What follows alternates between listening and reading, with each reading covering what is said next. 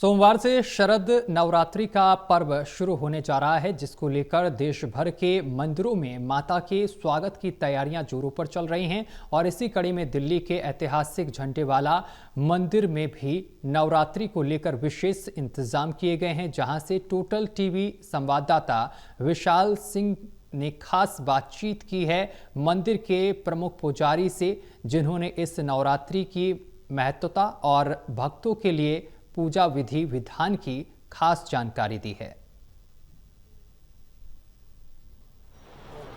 शरद नवरात्रि का महापर्व सोमवार से शुरू होने जा रहा है, जिसको लेकर देश भर के मंदिर सज चुके हैं। ज़्यादा बातचीत करेंगे, हमारे साथ मौजूद हैं दिल्ली के झंडेवाला मंदिर के मुख्य पुजारी जी। पुजारी जी, सबसे पहले तो शरद नवरात्रि की आपको बहुत बहुत शुभकामनाएं। आपके लिए भी और आपके चैनल के माध्यम से सभी देशवासियों को शारदीय नवरात्रों की हार्दिक शुभकामनाएं। मैं ये पूछना चाहूँगा, ये जो 9 दिन है आने वाले, कितने खास रहने वाले हैं और क्या इसमें जो है विशेष इस बार भक्तों के लिए होने वाला है? माँ के नवरात्रे खास ही होते हैं, चाहे वो शारदीय हो या वासंतिक हो। शारदीय नवरात्र खास इसलिए होते हैं कि इन नवरात्रों में पितृपक्ष होता है, चल रहा है अभी। पितृपक्ष में पितरों का आशीर्वाद लेकर के लोग माँ की कृपा प्राप्त करने के लिए नवरात्रों में आते हैं। में जो है बुद्धि का विकास है, हमारी बुद्धि का विकास हो, हमें वो शक्ति हो कि हम अपने देश अपने परिवार का पालन कर सकें, अपने देश को विकास की ओर ले जा सकें। ये सारी कामनाएं करनी चाहिए देश के लिए भी, स्वयं के लिए भी नहीं, अपने परिवार के लिए भी करो, मगर अपने देश जिस देश में हम रह रहे हैं ना, उसके लिए भी हमें भगवती से कामना करनी चाहिए कि हमारा देश विकसित हो और सर्वसंपन्न बने। अच्छा पुजारी जी, अगर बात करें भक्तों के लिए पूजा की विधि विधान, किस तरह से व्रत रखने का भी इसमें खास महत्व है? भक्त किस तरह से जो है घर पे पूजा पाठ कर सकते हैं? मंदिर में आए तो क्या कुछ नियम का पालन जो है उन्हें करना चाहिए?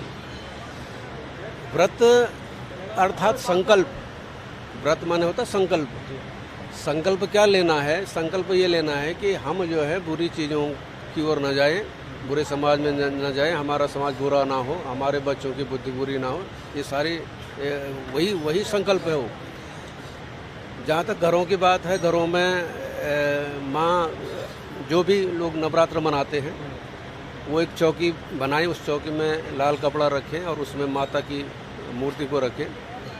गणेश देवता का जो है आह्वान करवे, पहले गणेश जी को बुलाएं। गणेश जी ही जो है सर्वप्रथम पूजनीय है और विघ्नों के हर्ता भी गणेश जी हैं।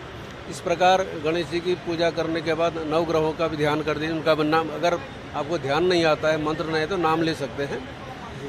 और कलश होता है, कलश भी रखना है, जल से भरा हुआ कलश, उनका भी जो है नाम लेना है, ध्यान करना है।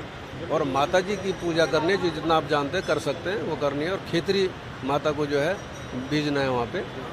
और अखंड ज्योत, माता का जो एक स्वरूप है ज्योति का, या देवी सर्वभूतेषु ज्योति रूपेण संस्थिता नमस्तस्ये नमस्तस्ये नमस्तस्ये नमो नमो। कि हे देवी, आप ज्योति रूप में जो है स्थापित हैं, तो जो देवी जो है ज्योति रूप में स्थापित है वो सभी प्राणियों पर अपनी कृपा करे। तो ज्योति, अखंड ज्योति का जो है स्थापना करनी है। और व्रत रखना है। व्रत में जो है अभक्ष्य चीज़ें नहीं खानी है, जैसे मांस मदिरा इत्यादि नहीं का सेवन नहीं करना है, काली दाल का सेवन नहीं करना है, दूसरों के घर खाना में निषेध माना गया है, जमीन में सोना है।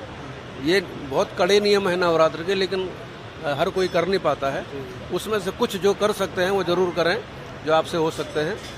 हाँ, जो बालक हैं, वृद्ध हैं, जो नहीं कर सकते, जो दवाइयाँ खाते हैं, उनको जरूरी नहीं है कि वो व्रत रखें, क्योंकि उन्होंने दवाइयाँ खानी है। लेकिन जो लोग समर्थ हैं करने में, वो श्रद्धा पूर्वक कर सकते हैं। लेकिन श्रद्धा का होना बहुत आवश्यक है। बिना श्रद्धा के आप कुछ भी करो वो सफल नहीं है। तो इसी आखिरी सवाल लेना चाहूँगा, जिस तरह से हम देख रहे हैं मंदिर में भक्त काफ़ी संख्या में यहाँ पर आते हैं, मंदिर प्रशासन की तरफ से भक्तों की सुविधा के लिए क्या कुछ इंतजाम किए गए? मंदिर प्रशासन की तरफ से हर बार, हर नवरात्रों में भक्तों की जो है उनको कष्ट ना हो, सारी सुविधाएं प्रदान की जाती हैं।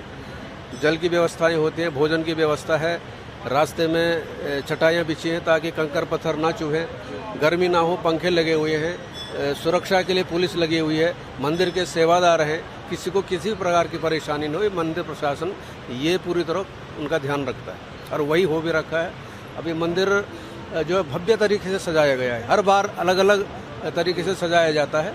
इस बार भी कुछ नयापन है, तो इसको देख करके भक्तों के मन में उमंग आती है और माता रानी भी प्रसन्न होती है, क्योंकि माता के जब नवरात्र आते हैं तो माता के नवरात्र का कहते हैं उनके भवन को जहाँ वो रहती हैं वो खूब सजाना चाहिए, तो माता प्रसन्न होती है उसमें, स्वाभाविक रूप से प्रसन्न होंगी, सजाया हुआ है, भक्त लोग अपनी मनोकामना भगवती के सामने रखें। बहुत बहुत शुक्रिया पुजारी जी इतनी सुंदर जानकारी देने के लिए। तो आपने सुना यहाँ पर झंडेवालान मंदिर के जो मुख्य पुजारी हैं अंबिका जी, उनसे हमने बातचीत की है, उन्होंने काफ़ी सुंदर जानकारी दी है किस तरह के से जो भक्त हैं वो घर पर माता की पूजा कर सकते हैं और मंदिर में आने के लिए उनकी क्या कुछ व्यवस्था की गई हैं, सभी चीज़ों की जानकारी उन्होंने दी है।